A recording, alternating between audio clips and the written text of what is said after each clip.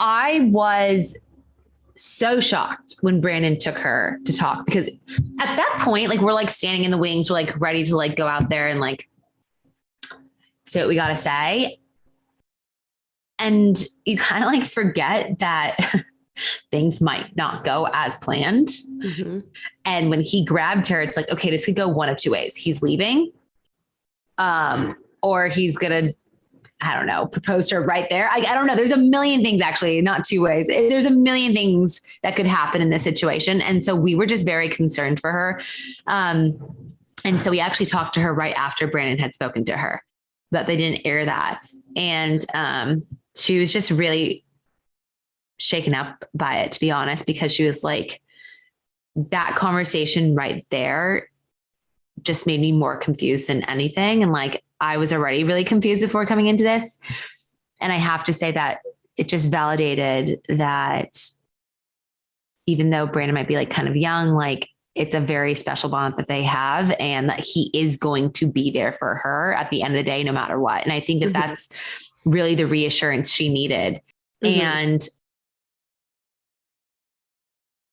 I definitely think it had a part in Brandon staying that night. I definitely think it did. I mean, obviously their night.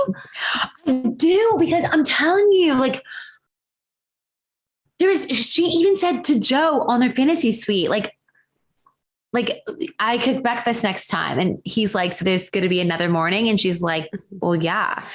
Like, and she even said, I could see Joe be my soulmate. Didn't she say that? That is a good point. Yes, you are not wrong.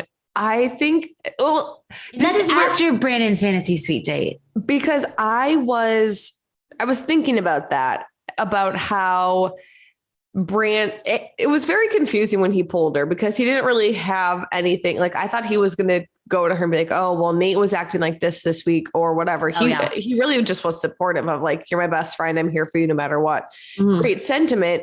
It just seemed weird timing to me. So I'm thinking about that. I'm like, did that have a hand in her ultimately sending Joe home?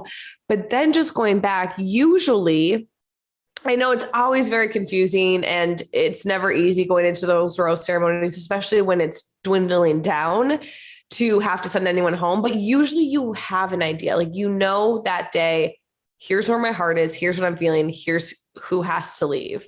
Yeah. And so I can't imagine his, 5-minute conversation, Brandon's 5-minute conversation with her really swaying her that much, because if she went in that day knowing, oh, it's going to be Joe and Nate, she would have kept Joe. I don't think it would have changed anything. So that's why I think it was still going to be Brandon and Nate, but it just, after he did that, I was like, okay, well, this shit really solidifies Joe going home now, because you can't send Brandon home after he said that. Right? I know.